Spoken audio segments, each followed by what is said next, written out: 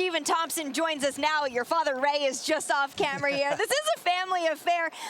Obviously, this is not something that would work for everyone. Why does it work for you and your dad?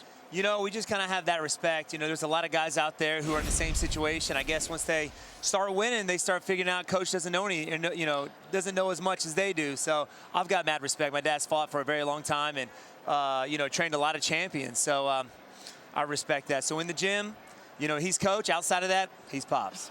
Okay, now everyone knows I spent 50 minutes octagon with this guy. One of the toughest, most difficult training camps to prepare for him. So I'm not going to ask you traditional questions. Now, I got some footage of you dancing. Oh. Now, I'm not going to bring it out, I promise you. Okay. I promise you when you busted the moves on me. Is it true that because, now when I say dance, I don't mean just a little bit. I mean dance, like really dance. Do you think that helps you when you're striking because you have the rhythm and the timing? Do you think dancing helps you at all? 100%. I think 100%. If you know how to flow, if you know how to move, and that's something I'm glad you brought up because whenever we're in the gym training, we put that funk on, man. All right. We put it on, and we vibe to the music. We move to the music. We spar to the music. It took me off guard. I'm not gonna lie. Yeah, it took us off guard when you showed us as well. But Wonderboy, let's talk about this fight itself. You know, Anthony Pettis is moving up from lightweight. You know, this will be his first fight at 170 pounds. You're currently sitting at number 3 in the division. So what made you say yes to this matchup? Well, you know, I've been out for almost 10 months. You know, I tore my MCL after the first round of the first Till fight. And been out ever since. And I was trying to get a bunch of fights happening. One with Lawler, trying to get a fight with Ponzinibbio, Leon Edwards, and it just didn't work out. Either they were injured or they had fights coming up. Yeah. You know, I wanted to progress, but nobody was willing to step up. So I was actually headed to Denver, Colorado on a snowboarding trip. And took my phone off airplane mode, and my phone was blowing up. I'm like, what's going on? And saw that Anthony Pettis called me out. And he said, you know, he didn't have an opponent. I didn't have an opponent. He was looking to move up to 170. So that was kind of a done deal. I've been a fan of his for a long time because we have a very similar style. So I'm excited for this one. Did you still snowboard? I did. I did. When you talk about Ponzinibbio and you talk about Edwards, these are all strikers. So when Anthony asks, hey, I want to fight you, are you ready to fight? This is another striker. Do you see any of this fight taking place on the ground? Possibly. I mean, most of the guys that I try and step out in the octagon with, eventually they try to shoot for the legs.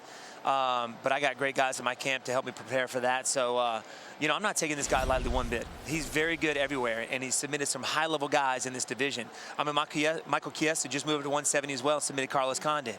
And he submitted him. I don't remember this first or second round, but he's dangerous. So, yeah, man, that's something I'm prepared for. Yeah.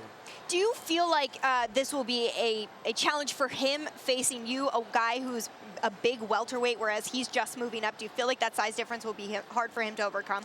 You know what? Not at all. He's fought at 170 before. I think it was before the UFC, yeah. But he's had that experience.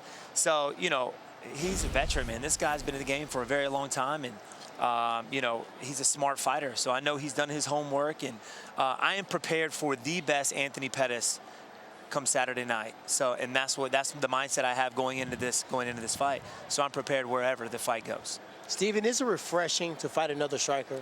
Because when people look at your style, it's very difficult to figure out. It's very difficult to gauge the timing and the speed. Is it refreshing to fight someone that you don't really have to worry about them trying to press you, trying to take you down, trying to slow you down, and trying to stop you from being free and creative? Yes, man. To be honest with you, 100%, because, you know, I think the last time I really felt that way is when I fought, the first time I fought Masvidal.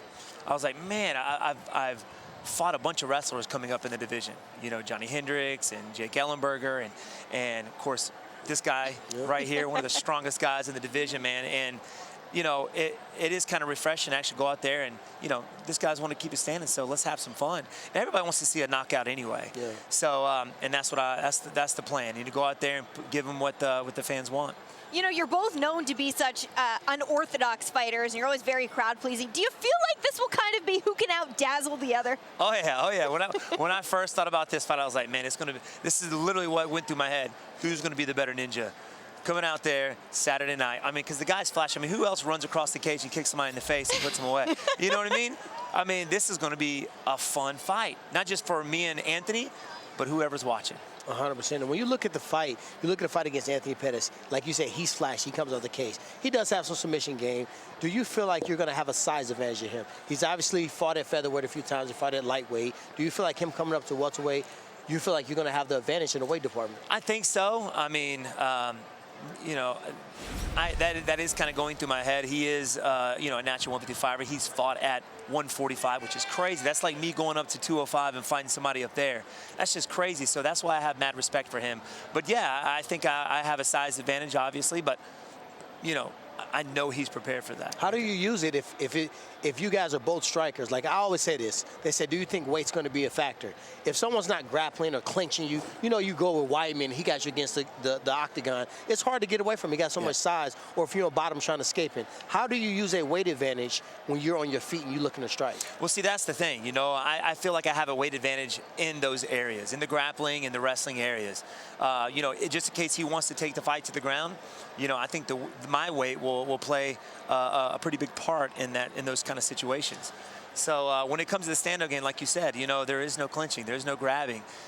So, you know, it's going to be fun, but I think my size will have advantage in those wrestling exchanges.